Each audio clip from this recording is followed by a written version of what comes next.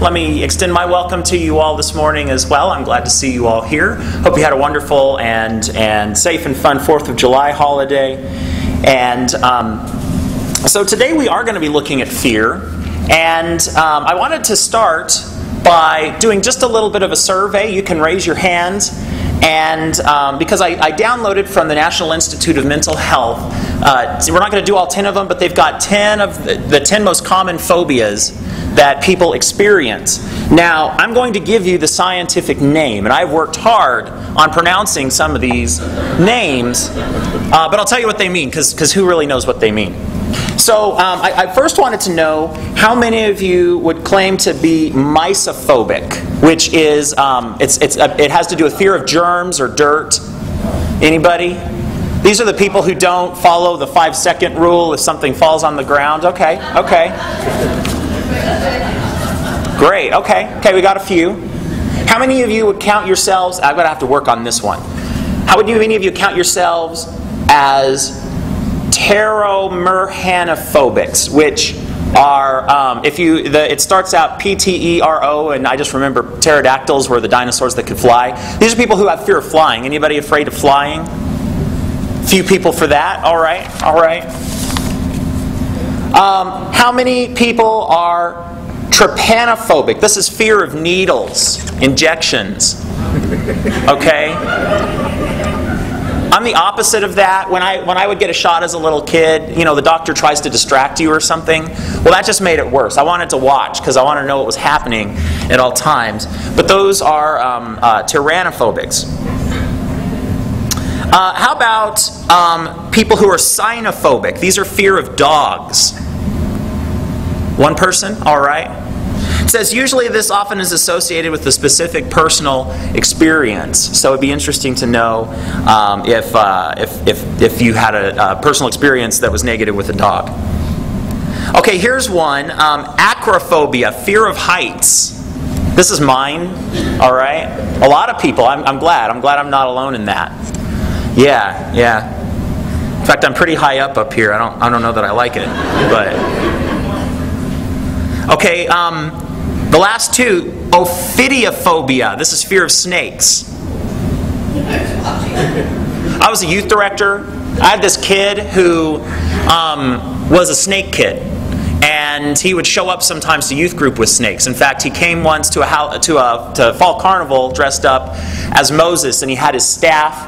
And it was supposed to be turning into a snake, so he had one of his snakes wrapped around it, and you'd just be looking at it, and all of a sudden you look over and like, oh wow, that's a snake right there, right here. So, and the last one, this is actually the most common fear. I did not know this. Arachnophobics. This is obviously spiders. Okay, a few arachnophobes here. All right.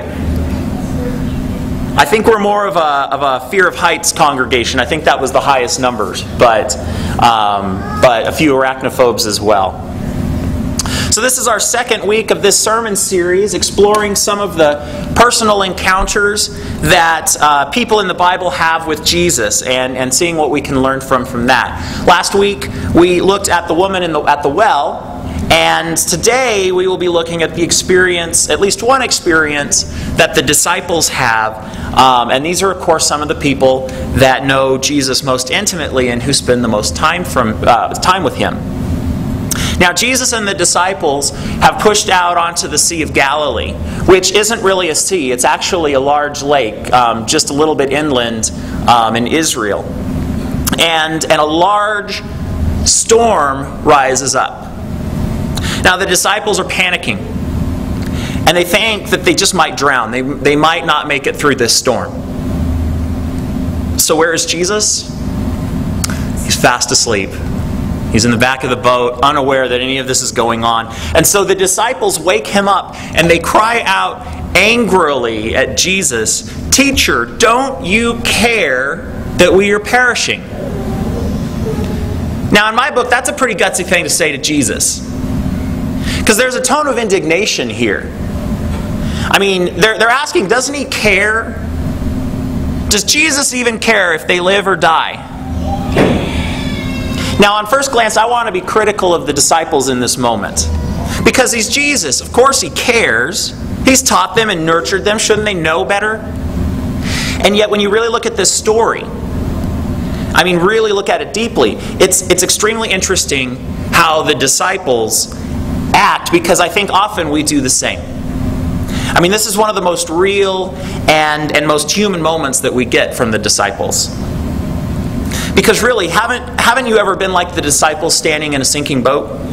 And if you're really being honest, how many of us have at key moments in our lives at least wanted to ask God, don't you even care that I'm perishing? When we examine our faith and our faith lives, times of fear, I think, are probably, times of extreme hardship are probably a very good window into what we really believe. Because it's easy to love Jesus when times are good, but it's in those scary times, those times that really reveal who we are and what we really believe.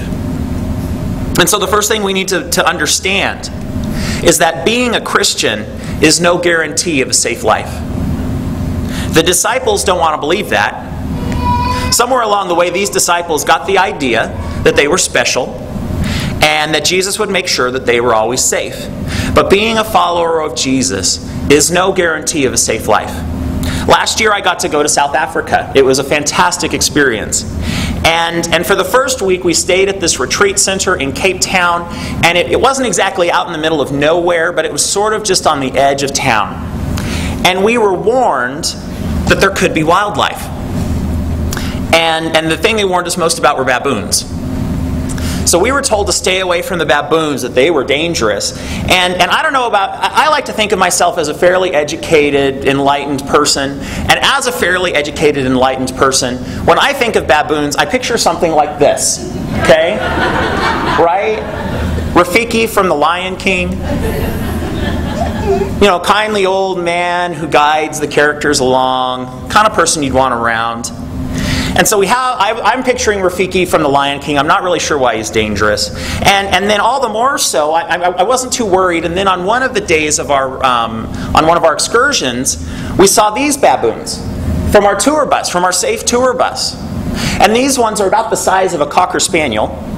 And the tour bus drove up, and he stopped the bus, and he let us watch them eat and talk to each other. I don't know if you can see up in the top right, but there's a little baby baboon clutching to its mother in that picture.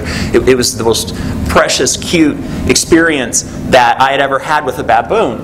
And like I said, they warned us about baboons. These are dangerous. They didn't just warn us. They tried to put the fear of God into us. Stay away from them. They're smart. They can open doors if they're not locked. So lock your outside doors. They're the only animals on the continent that have teeth bigger than lions. Stay away from baboons. I didn't really get it.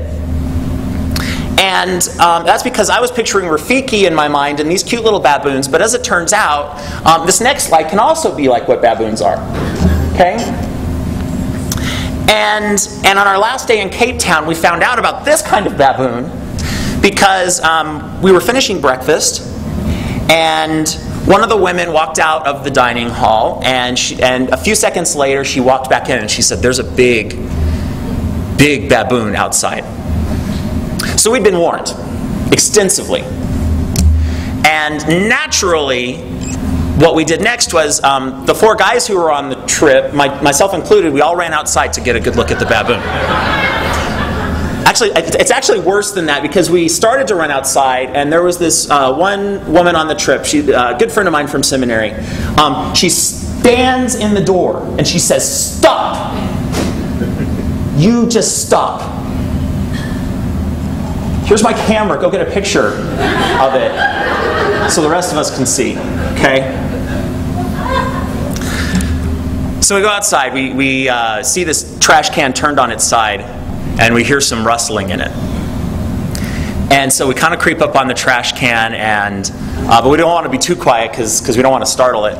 And the baboon sort of leans its head out and looks at us. And it pulls its lips up like that to show us its teeth. And at that point, we stopped worrying about taking a picture, and we ran right back inside. Well, the baboon was just as scared as us, and he ran around the other side of the building. He ran into our kitchen where breakfast was cooking. Starts turning over dishes, eating our food. The dining hall is just down the way from the kitchen, and there are no doors, so we're all panicking and running to the next room, slamming the door. Finally, this is a Catholic retreat center, and it's run by a bunch of nuns. And one of the nuns heard what was going on, and she walked out into the kitchen, and she just went like this, which to a baboon means this person might be carrying a gun. And so he ran out, and the nun saved the day. When we read this story from Mark, it's important for us to understand that there is no way to live life without risk. There's always potential for a baboon to be lurking around the next corner, hopefully metaphorically speaking. We can't control what Jesus seems to be we can't control that. And Jesus seems to be pointing out to the disciples that there are always going to be times when life gets hard. I don't know where we get this idea that when we become Christians, that life becomes one happy, trouble-free episode after another. I don't know why we believe that life is supposed to be all blessings from heaven. And it seems like when we start to believe that, we put words into the Bible that it really doesn't say. Because really, if you think about it, can anybody think of one character from the Bible who doesn't have any troubles in his or her life? The fact of the matter is, we live in a fallen world. Life is rarely safe. These disciples, it's easy to criticize them and say, oh, they should have had more faith.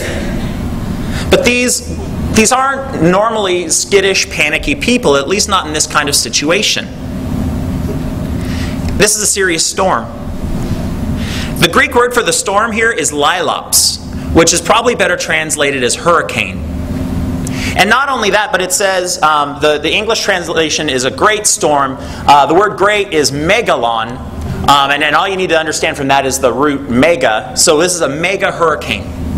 Okay? It's a bad storm. And let's not forget that at least 4 people in the boat are fishermen, and they spend their lives out on the water. They know the difference between a little squall and a serious, dangerous storm. It's interesting that if you look closely, you'll notice that the disciples don't really ask Jesus for help here. They're just mad. Their words are, "Don't you care that we're perishing?" Do they even believe that Jesus can save them? I don't know. But I don't know about you, but I get stuck in this kind of attitude myself. God, don't you care that I'm going under? This is a dangerous attitude to have. Because when we start to be suspicious that God doesn't really care, our whole spiritual orientation begins to break down. It's okay to be afraid in life. But in those times, that's when our faith becomes critical. Days are going to come when the waves crash in. And the question isn't, why is God punishing us or letting this happen? But rather, when those times come, who do we trust?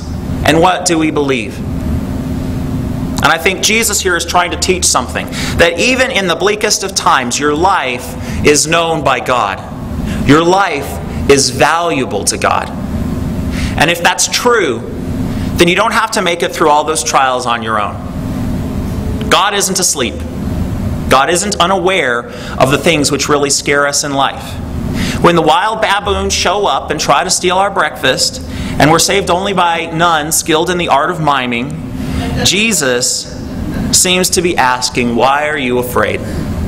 When we're confronted by things which seem bigger than us, Jesus seems to ask, why are you afraid? This isn't a question he's asking because things in the world aren't worth worrying about. The storm the disciples were in was worth being afraid of. Losing your job or failing health or loneliness or any number of things, violence. These are things that are worth being afraid of. But Jesus seems to be asking this because we're not alone when these things happen. Christ isn't asleep at the switch. He's right there in the boat with us. I started by asking what all of your fears were. And I couldn't find a term for this, but when I was a small child, I was a pretty big fraidy cat, And I really still am. I shouldn't say when I was a child. But as a child, I was especially fearful. And one of the things I was afraid of were plants. You know, little plants. I know that doesn't sound reasonable. And I can't tell you why they scared me, but they did. That's scary, isn't it? Most people, when you picture a house plant, you do picture something like this. But when I was a child, I pictured something more like this. Okay? A little shop of horrors there. And some of my earliest memories, one of my earliest memories is going to the zoo. And I liked going to the zoo. But the zoo in Albuquerque had this room, this big enclosure for tropical birds and little monkeys from the rainforest. And it was in the enclosure, it was filled with these big leafy rainforest plants and vines. And when we would go in there, I would literally lose my mind screaming in terror. And my parents were just left there trying to explain to people why this little kid is losing his mind over a plant, over a leaf. What finally broke my fear was my grandfather. Because when I would go to his house, he would take me out to his backyard, which was full of trees and shrubs, and he'd pick me up and walk with me through the plants. And I didn't like it. But when I was close to him, I would know that there was nothing to fear.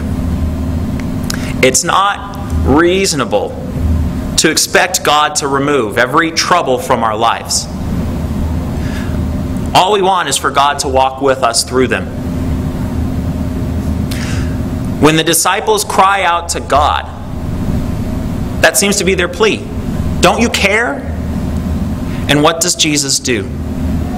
He calms the storm. He says, "Peace, be still." I'm not sure he's just talking to the storm when he says that. And when I read those words that Jesus said, I'm reminded of Psalm 46. And these are some selections from it. Though the earth should change, though the mountains shake in the heart of the sea, though the waters roar and foam, though the mountains tremble with its tumult, the nations are in an uproar, the kingdoms totter, be still and know that I am God. When the hard times come, when you feel truly fearful, it's okay to be afraid. But be still and know that God is God. Let us pray.